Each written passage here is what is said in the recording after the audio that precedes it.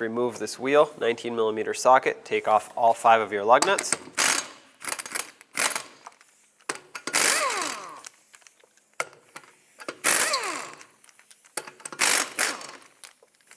With this last one, the hubcap is going to want to come off if you have one. So just keep that in mind. Take that off, remove the wheel, give it a couple taps if it's stuck. Now looking at your caliper, you can stick a little pry bar or screwdriver right through this access hole here, pry out on it. That's going to compress the piston a little bit. It'll break the caliper free, allow it to move a little better. Now with a 14mm socket, remove this bolt. This is also your slider pin. And with that off, you can lift the caliper up and then slide it off the top slider pin. It'll be difficult to remove this because the brake hose is right in the way of it, so it'll basically bonk up against it. But if you just leave this in, you can twist it up and slide it out like I did. Let's set this aside for now. Let's remove this inner pad. The outer pad came off with the caliper. We'll get that off in a little bit. Oh, this one is it's pretty stuck in here.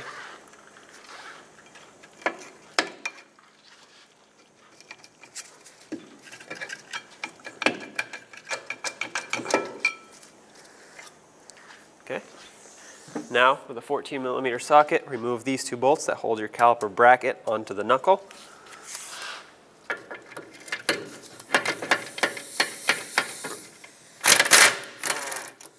Okay, leave this one in a few threads once you get it out of there. That way it'll hold the bracket while you loosen the top one. All right. Now take this one back out. Take your caliper bracket off, set it aside. We'll clean this up in a little bit. Now this rotor is very rusted and it's stuck on here.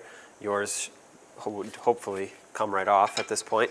I'm going to put a lug nut back on. That way when I hammer this off, it doesn't come flying off. And you can hammer in multiple different ways. You can either hit right between the studs or hit the backside right here.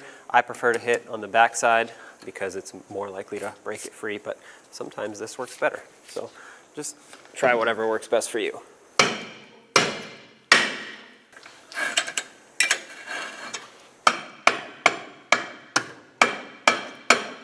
There we go. Now it's off.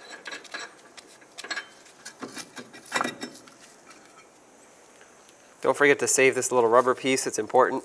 It caps off the hole where you can adjust your parking brake with the rotor still on. But if you leave this out, water can get in there, rust out things from the inside out, and that's not good. So save this.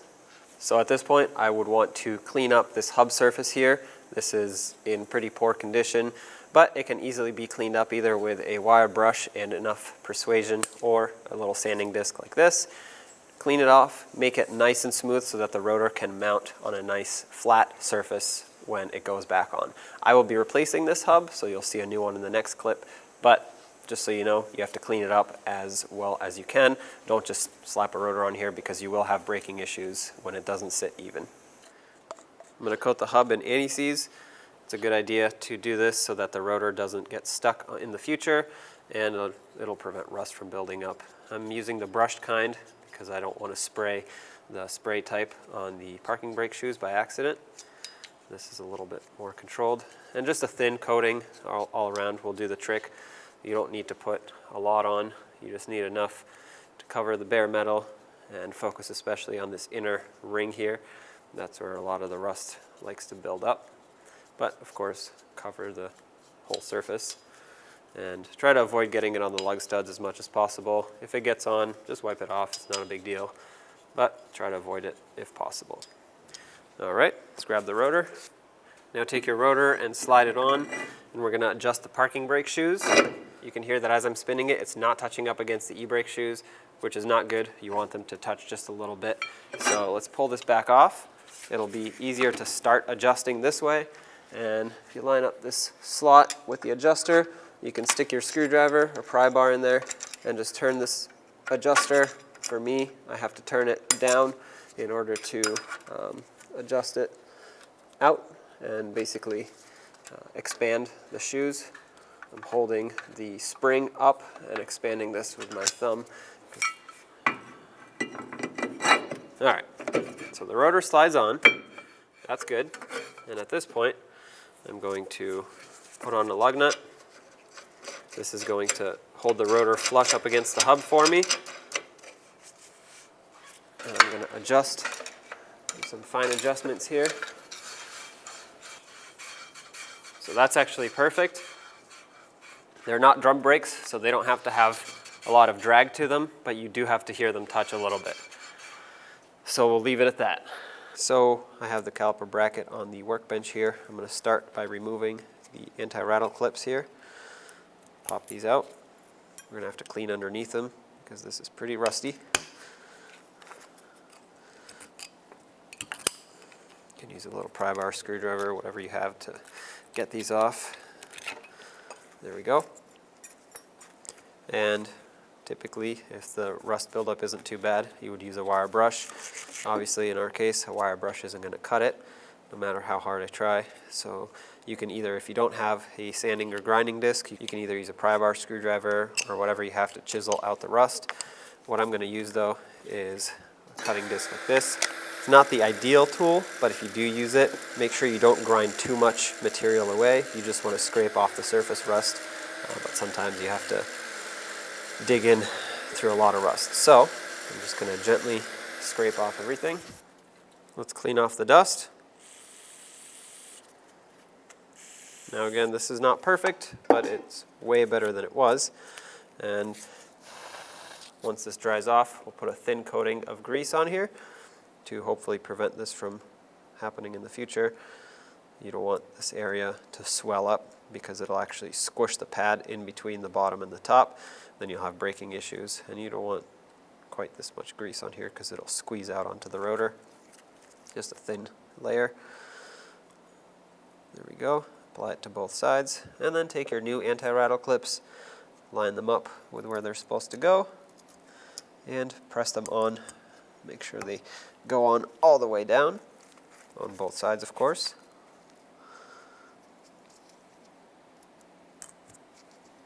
There we go.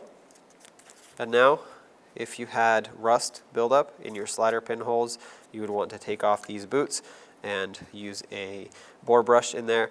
Mine are actually okay, so I'm not going to use a bore brush. I will, however, clean up the inside of these boots, get some of that old grease out.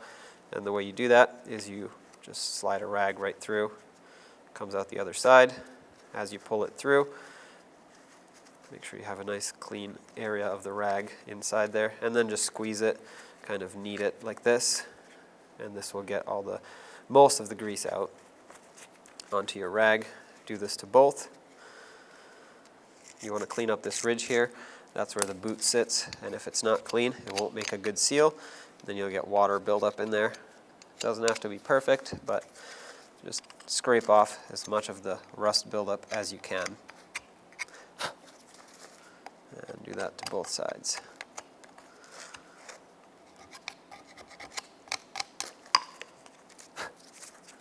Okay, before we put the boots on, I'm going to apply a thin coat of grease here right over this ridge. And that's going to help seal up the boot up against the bracket.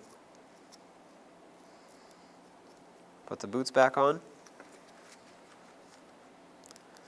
Give them a couple twists to work that grease in. And then I'm also going to add grease to the inside of the boots. With the grease in there, it's going to act as a reserve of grease for the sliders. You can't put a lot on the sliders because it's going to get wiped off as you try to slide them in. So the best way to do it is to add some in there. Not a ton, but some. Then of course we'll lubricate the sliders as well, but you can't put a lot on them. Work that grease in there.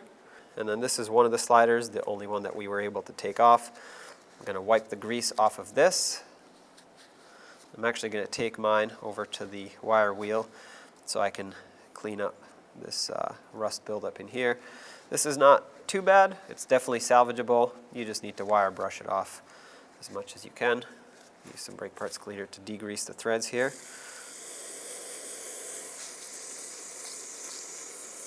I'm just going to add some grease to this now that I cleaned it. Not a lot, just a very thin layer. Like I said, if you put too much, it's just going to get wiped off as you slide it in.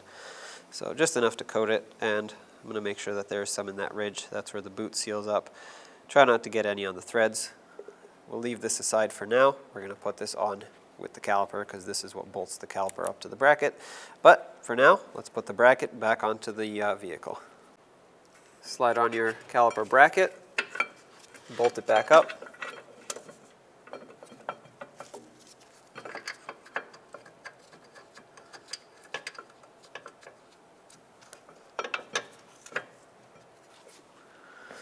Snug these up and then torque them to 52 foot-pounds.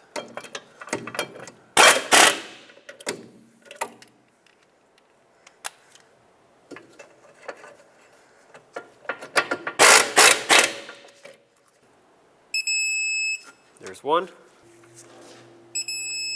and two. Next, grab your inner pad, slide that in. You have to kind of twist it at an angle to make it slide in.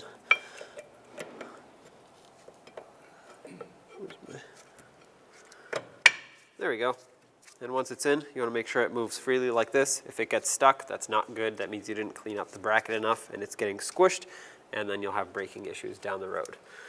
As for the outer pad, this is actually clipped on to the caliper, so I'm going to have to pry it out. This thing's pretty rusty. There we go. Get that off of here. Clean up this area. You can see I have some debris here. Make sure it's a nice flat mounting surface. And then before we put on the new pad, I'm going to apply some grease to this area. A thin layer will do. And then you want to take the new pad and just slide it down into place.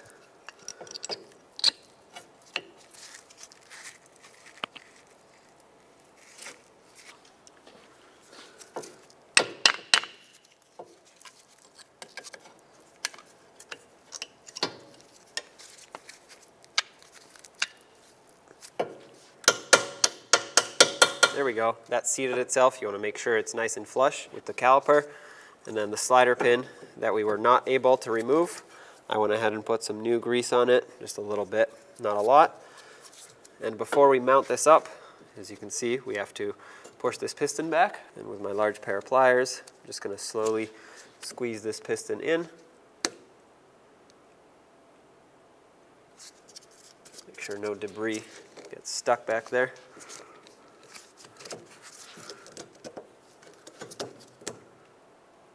All right, that's all the way in. Apply a thin coating of grease to the outer ring of the piston. Now take your caliper, slide the slider into where it belongs, like that. Make sure the boot seats in all the way. Slide the caliper down. Let's put the other slider pin through. Start it onto the threads. We'll tighten it up and torque it to 32 foot-pounds.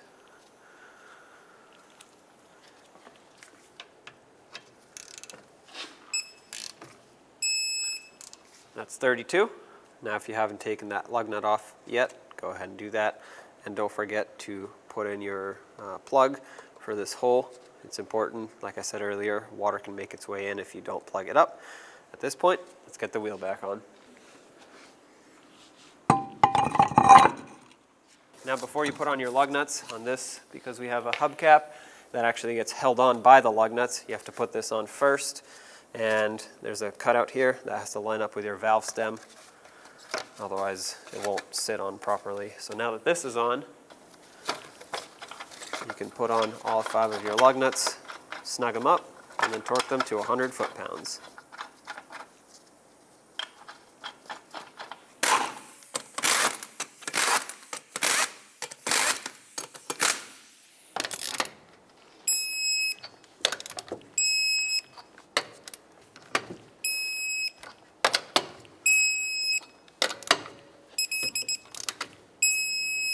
There you go.